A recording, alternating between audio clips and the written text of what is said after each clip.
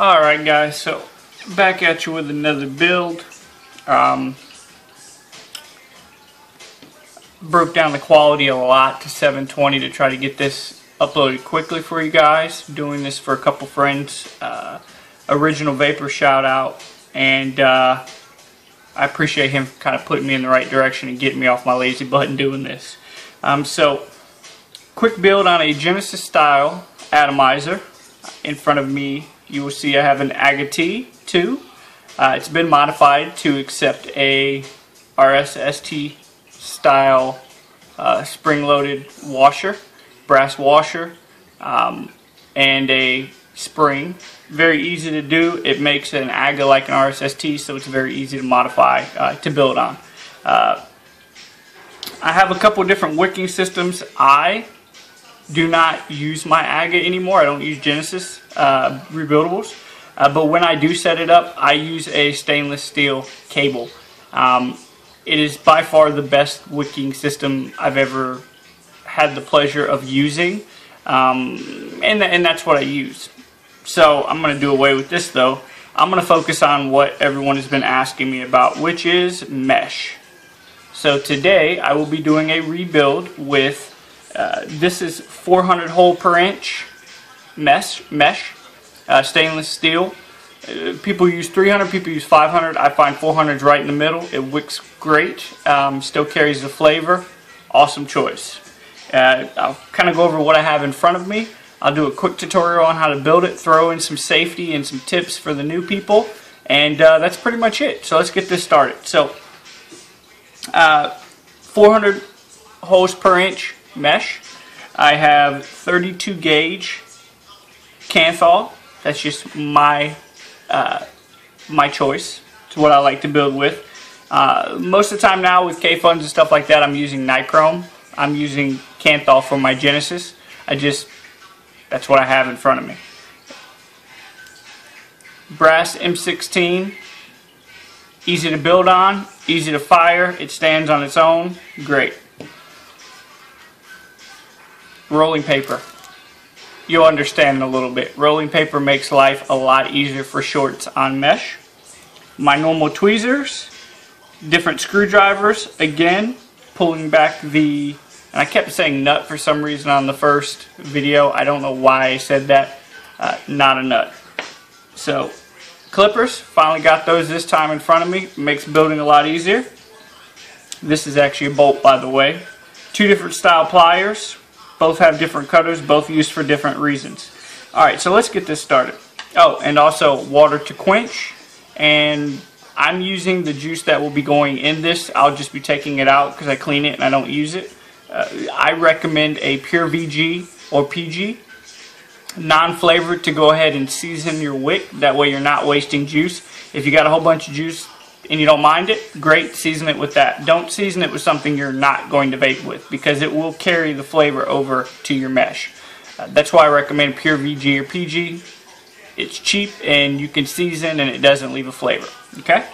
Oh, and also a way to test, whether it be a multimeter like a Fluke, this is kind of a good one, or a Vamo, whatever you may have. Don't want to forget that. So let's clean up my space here just a little bit and let's get this started. So some of the tools that I'm using to build, I've learned that just make it so much easier when building a Genesis style rebuildable. Prime example, this is an 1/8 inch bolt, and it is roughly a little bit larger than the actual hole that I'll be putting it in. There's a reason for that. Not much larger. The screwdriver that I have serves two purposes. One, it actually fits in that hole pretty snug. Also, when I cut a piece of mesh, I make it to be about the length of this at the end. That way I know how far it's going to be in between. Being that it's been so long and I only use cable, I'm probably going to have to trim it down when I roll it. Just one of those things that, you know, I could go online and get an exact measurement, but, you know, I'm just going to do it the way I've always done it.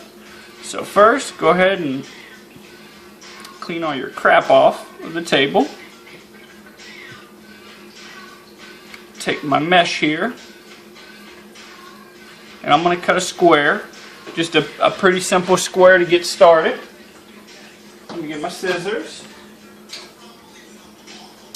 And a pair of scissors. Scissors are important. Normally I don't use these. I normally actually use a little bit better titanium to cut mesh. We're going to go with what we have. So cut the mesh. After you build it a couple times, you'll realize what size mesh you're going to need block-wise so that you're not wasting. I don't use this anymore, so it doesn't really matter to me. Go ahead and take that screwdriver. You know how much room you're going to need. So that's about what you need. Okay? So you can actually fold it and dent it. And that'll give you your place that you're going to cut. Try to keep it somewhat even, but you can trim it all, so don't really worry too much about that. So take this mesh that you've now somewhat measured out in length. Go ahead and trim that up. I'll throw that off to the side for a second. So touch on a couple things. You do not want to really season this too much. Okay, the more you season it, the more that you will carry a burnt taste, and the more it will affect wicking. Okay, so you only want to burn what you need to prevent shorts. Okay, so with me, I will not burn anything that's going to be pretty much under this top cap, except for about right there, because you don't want it shorting out. RSST owners, you don't have to worry about that because it's insulated on this wick hole. Mine is not insulated. It's a little bit harder to build on one of these. So me personally, I will go ahead and actually torch it till about the bottom of this. So everything that's going to be in there pulling flavor up and wicking is going to be untorched. Okay, you can torch the bottom part, maybe a millimeter, just so that it doesn't, or you prevent some of the shorting out if it touches this cap on the bottom. So that's another thing you can do. So with me, what I'll do is I'll go ahead and put my nut in there, or nut, why do I keep saying that? My screw. It's not a screw, it's a bolt actually. And go ahead and just get it bent over. That's all you want to do, so it makes it a little easier to roll. Okay? Now that you got that on there, go ahead and pull it down. And that's one of the things, you don't want to pinch it at the end and then roll, because you want it to be, you know, any little indentation or blockage in any way can affect wicking. So you want to keep it as symmetrical as possible inside and out. Okay, so now that you got that started, you got that rolling, you can honestly, it's been a minute, so it's actually the opposite way. Yep, there we go. You just roll it right up. And as you roll it, put a little pressure on it, okay? And it'll actually just link that in real good. You want to go ahead and kind of squeeze it at the ends to make sure it's flush. Alright? And then after you get to that point, you want to go ahead and start seeing if it's going to fit. So it needs to be a little bit tighter on this side. Okay?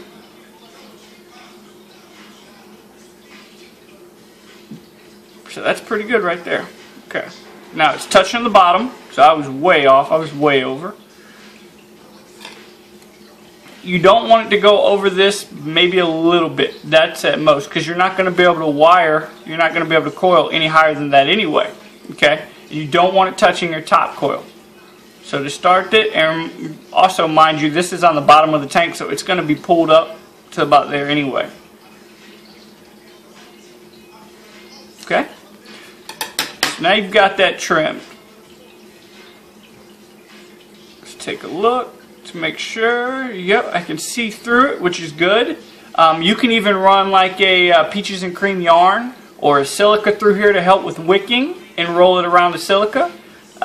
It's a hybrid wick. There's so much you can do with these. So just keep that in mind that, you know, technically I could wrap around the coil if I wanted to. I could even tuck this in real tight to where there's no gap and run eco wool over it. Plenty of different ways you can run this wick setup. But I'm going to do this quick and easy because, you know, this is beginner stuff. I just want to make sure you guys get the right idea and you're doing it safe and correct. So then, you got it. Go ahead and get a good tight grab on it. And you want to go ahead and torch it. Alright? You want to torch the end to make sure that it doesn't ground out. Okay? put it in some water. That's, you know, it's tempering it. And it also helps make it a little bit harder, strength-wise, heat tempering. Makes it a little easier to build on. I'm just going to get a little bit of that bottom. You can do it 3 times. Some people do it 10. Some people don't even do this. Just depends on, you know, what you feel comfortable. I recommend starting off doing it this way, so you're guaranteed you're not going to short anything out. So torch that again. Done. Okay. Now flip it on over. And now we're going to torch what the wick is going to, or the coil is going to touch to prevent shorts.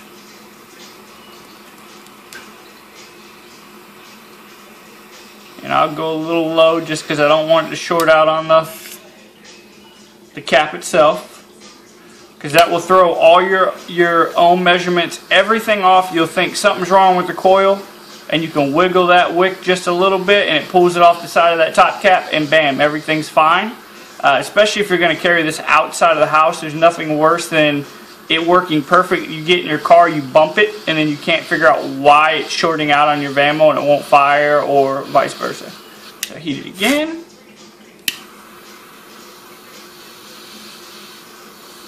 One last time. I always just do it 3 times. I mean, the more you torch it, the better off you are.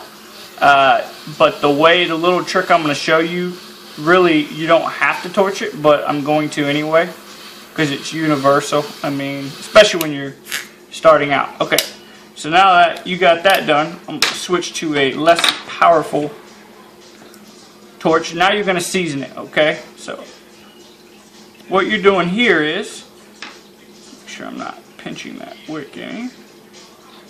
You're seasoning it 1, the better you season it, the better it's going to wick.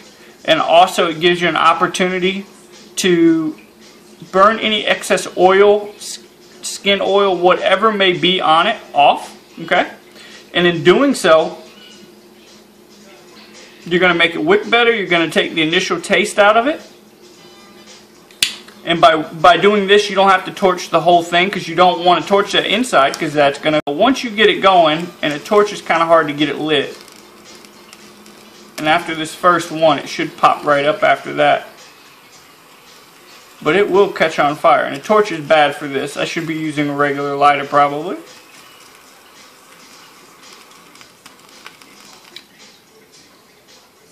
Let's do it a little bit more. There's still water left on it. No problem there.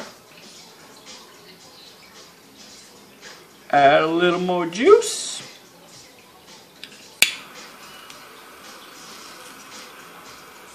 It'll burn all that excess water off. You probably can't see very well, but it's starting to flame. You want to evenly move it. Make sure that juice doesn't run down what you're using and burn you or catch you on fire. So this is basically seasoning. So that was, I'm going to count that as number 1, just because the first one was really burning water off. So you don't want to overdo it, but you can't really overdo it. Once you get it starting to season, that whole thing will light up just like that. And let it burn till it goes out. Bam. And we'll call this number 3.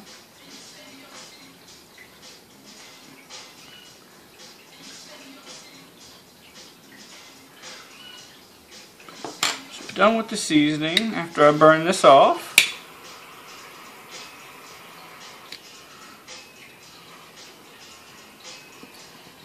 move that out of the way. Let that burn off real good.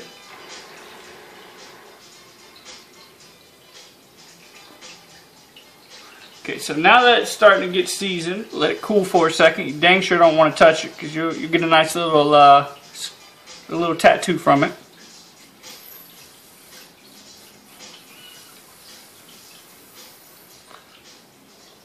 Take a quick vape. Alright.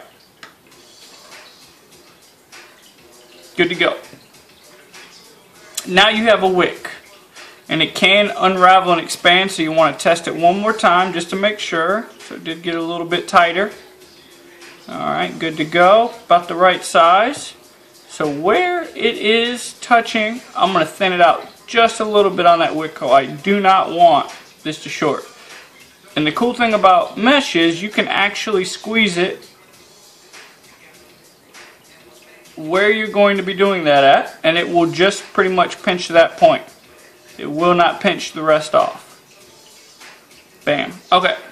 Now, we got the wick torched and it is seasoned. Now this little trick that I learned. Okay, so what you're going to do is you're going to take your rolling paper, okay, and you're going to get it to about underneath the deck, and you're going to do a quick little roll, okay, tighten it up real good, give it a little lick so it sticks, and roll it up. You only need a couple rolls so that it holds, okay? Now what this is going to do is while you're building on this, it's going to keep that wick or the coil off the wick just enough so that it doesn't short. When you burn this, the wick is the paper is going to get burnt off, and it will leave just the minute amount of room between your coil and your wick, which is important. So lick that. Most people won't have rolling papers. I didn't. I went and got them. They all looked at me funny like, what in the world? But trust me, your first couple builds, it will make the world of difference. So now, I've got my coil, or my wick. Let's run this in here just to make sure. Pretty tight, but it'll work. Make sure it goes down till it touches the base, and then pull it up just a smidge so it's not touching that bottom. So that's the room you have to build on, okay? Alright, now let's get to the fun part. So, you're going to take your kanthal, nichrome, whatever you may be using, and you're going to torch it. Very much a necessity when dealing with mesh. You want it to be as easy to work with as possible.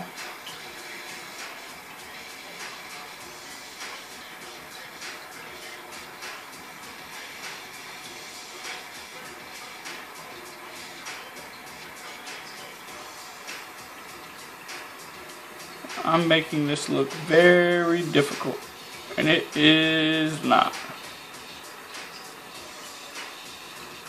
Alright.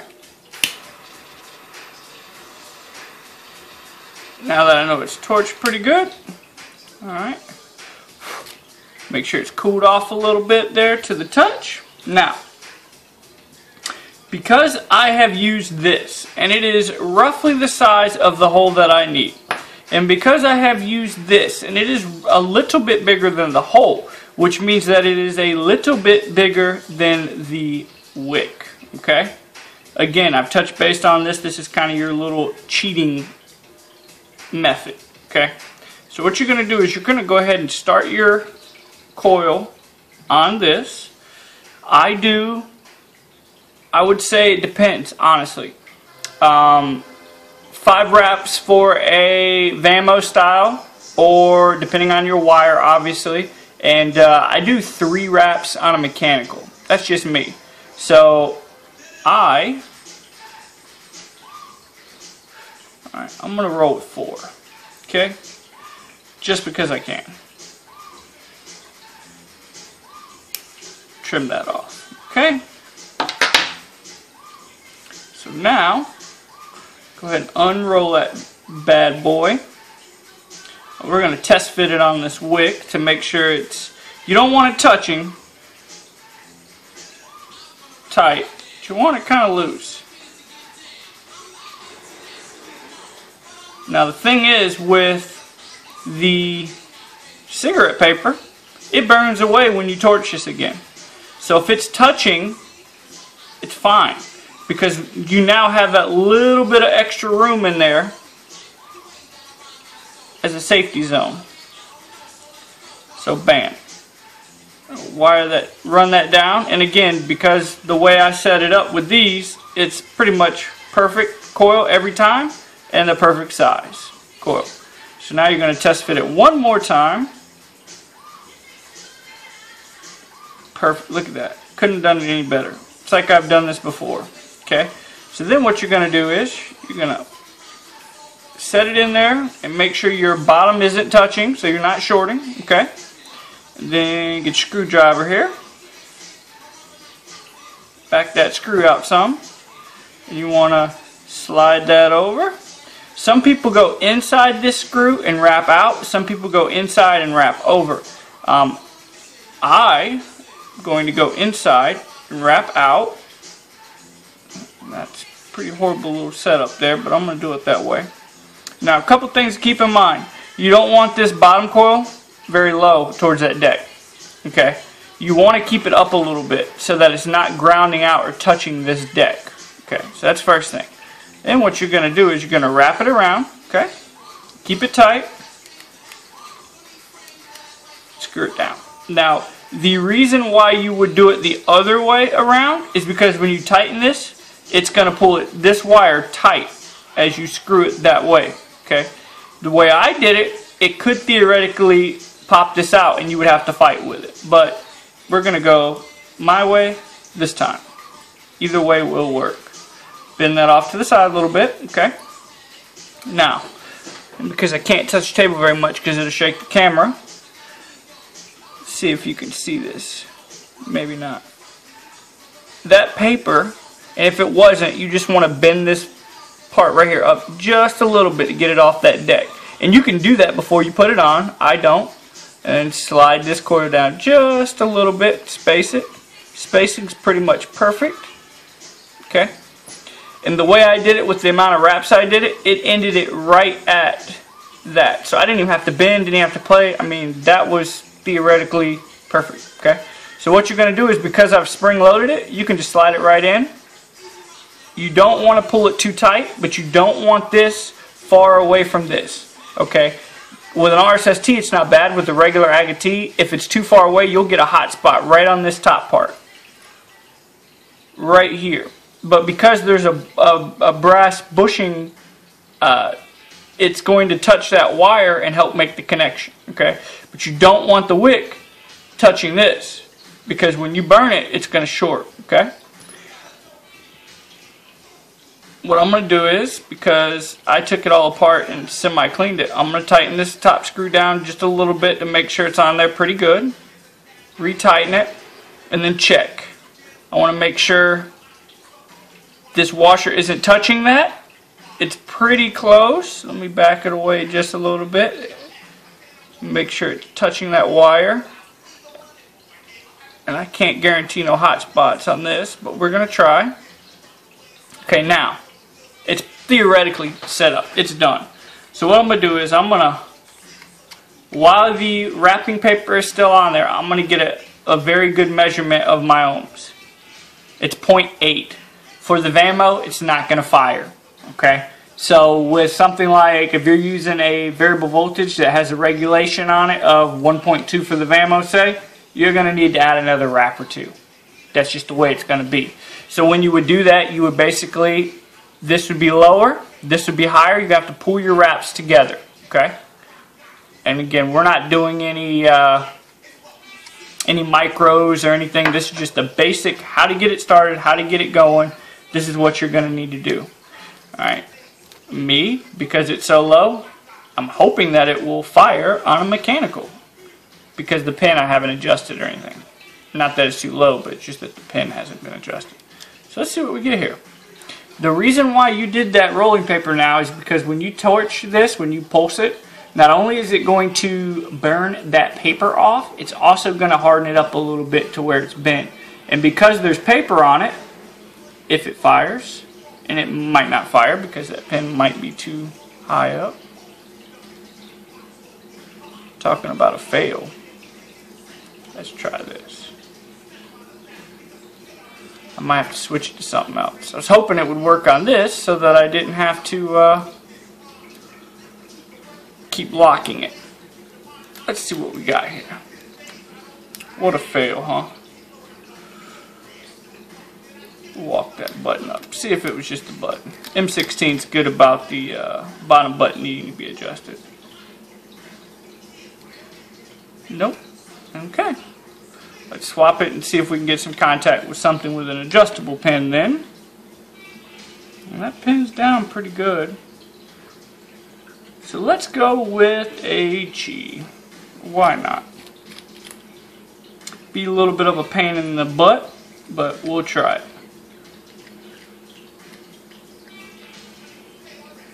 There we go. Adjust that in till it touches. Back that back out a little bit. And this I'm running Sony's, so 4, so it won't be an issue no matter what. So let's see if this works. There we go. Good coil. Everything's pretty much perfect because you wrapped it on a bolt. You just got to pulse it, and now that gap between that isn't enough to give you a hot spot. It isn't enough to affect wicking or anything like that, but it is enough to keep the coil from touching the wick enough to where it could cause a short. And so the good thing about paper, you can burn it right off. Be careful not to burn your insulator. Blow the excess off.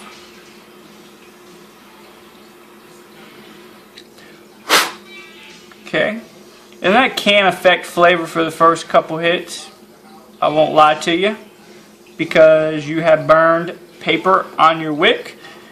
When people build these though, they don't change them out very often. That's the plus side about having a mesh or a cable.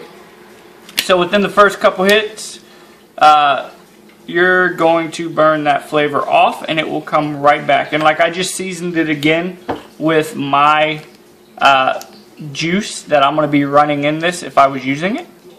Now you notice all the paper is gone, okay, and it's burning, still burning even. It's not touching, it's not doing nothing wrong. So again, lock your mod.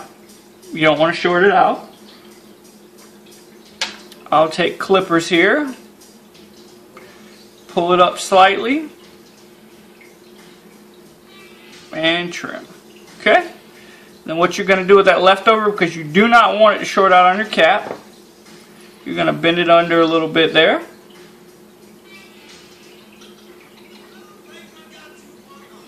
Beautiful. Alright, with this one, you're going to, and this is something you'll learn after doing it, if you're testing your ohms, you might at some point want to actually lower your ohms a little more. So like a mechanical 0.8, I would actually probably take it down to about a 0.6. So at some point, I might be pulling a wrap off of this. Okay. And the reason why I tell you this is because I've done it enough in the past to know. So what I would do is, instead of taking it right blunt even, it's not going to touch anything. It almost theoretically can't. I would actually leave a little bit. Okay. Just a little bit so you can get a handle on it before. And what you can do is you can level your clippers out with the top of that and then clip it. Okay, now what that's going to do is, that left, you probably can't see it on the camera, it is a very small amount. Okay, and you're just going to go ahead and lay that down just a little bit so you know it's not going to contact anything. And you're going to test it again now that everything is done to make sure it's not shorting in any way. And you can see how slow that thing lights up. But it is burning right. Now for some reason, if you had a hot leg or something along those lines, you can take a screwdriver, and you don't ever want to touch it while you're pulsing it, but you can actually move it, move this down. Typically, if at hot leg somewhere, it's the right before it where it's touching the wick. So I have before used I have a dental pick kit, and you can actually push that wick in a little bit in certain places, pull the wire, push it in, wiggle the wick, whatever it takes. That's why I don't like Genesis. One of the reasons with mesh is because it's a pain in the butt to get the hot spots out. And RSST isn't so bad. RSST has an insulator in the wick hole. A lot of the times the wick will short out in the wick hole, and it will cause hot spots from the bottom or hot spots from the very top. If this has too long of a leg from the top wrap to the post, it will also cause a hot spot that you will never figure it out. And what you have to do is you'll actually have to push this wick in really close. But because I have a washer there, I pretty much eliminated that. That was my trick. Okay. So then you're going to re-season your wick real good. Make sure it's good. Alright. Now, a couple more secrets for you. I have taken out the other fill screw and the plug. Even with it in, it is still going to leak if you turn it upside down or aside. Now, I've got some fixes for that for a little bit, but it wicks better with that open, in my opinion. Okay? So, I'm not going to put much, maybe a little bit more. There you go. Okay, so what I do is this, and I'll walk you through and show you how I figured it out. This is the piece. It is a very small piece of mesh. Alright, cut it, roll it up. Doesn't have to be perfect. Alright, and what I did was I found that if you take your mesh and you stick it in one side on that open holes, because mesh is going to breathe, so it's still going to allow it to wick really well, but it prevents a lot of the leaking that you would normally have. And you U-shape it. I actually got this idea from doing U-wicks. That's why everything's missing out of it, because I was doing U-wicks for a long time before I got into cable. And in doing so, I actually laid it on its side one time and forgot. And when I came back, very little had leaked as opposed to what it normally would have. And that's how I found out that mesh helps hold the liquid in, but yet it still lets it breathe so that it wicks good. Okay? With an RSST, any type of Genesis, 9 out of 10 times, unless you're using cable, and even when you're using cable, you're going to have to do what they call the Genesis tilt. Okay?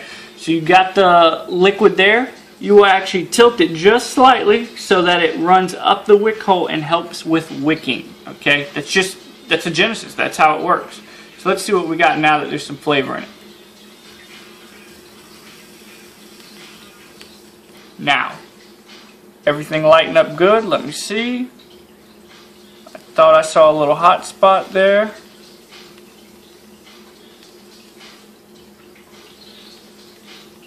Yep, just a little one.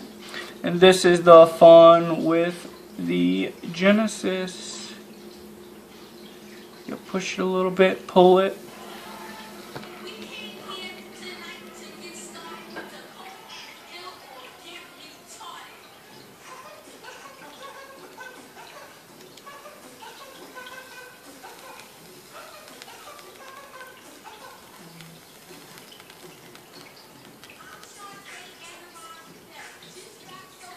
Actually, to me, it looks like it's just not wicking fast enough.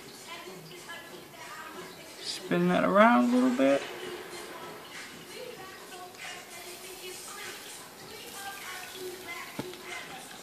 Okay, so another thing is that when you're building these, you don't necessarily have to wrap it with this. Okay, you can still use the cigarette paper. You can hand wrap it. Okay, that way you know you're getting it tight along that wick. Alright, put it in the same way everything that I just did, trim it and everything, burn it. That way you don't have to do this, but beware that the wraps will not be equal. Okay, so you're gonna have to sit there and, you know, and basically take a screwdriver. You're gonna have to push this one down a little bit to even them all out. Push that up a little bit, you know, and that way you can get your hot spots out, but you can also evenly distribute that wick. Let me see something here.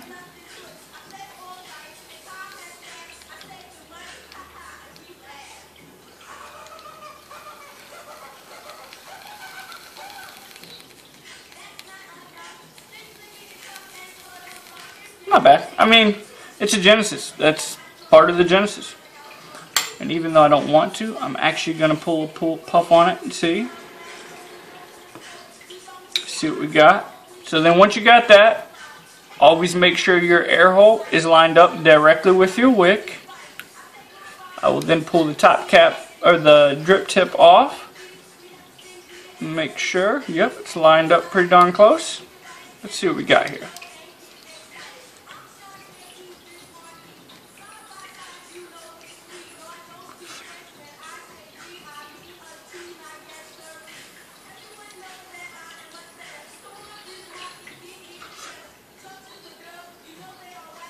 It's not bad actually. Still produces pretty decent flavor. And that's it.